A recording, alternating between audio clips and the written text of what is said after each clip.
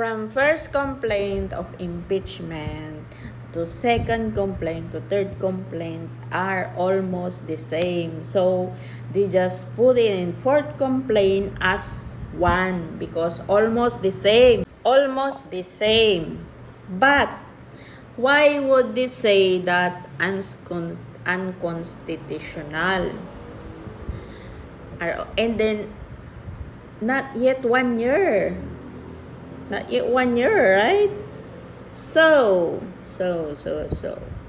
it's up to you to decide. But anyway, as the quote says that money is a good slave but a bad master.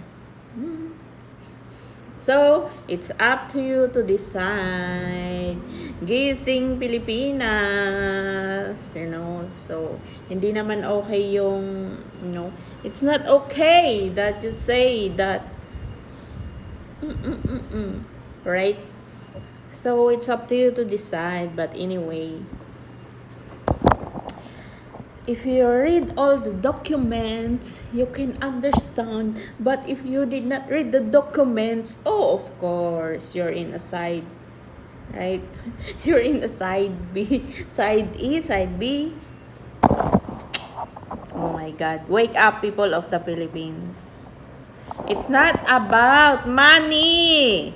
It's about character. Impeachment is not just about money. It's about character. Wake up, people of the Philippines, wake up.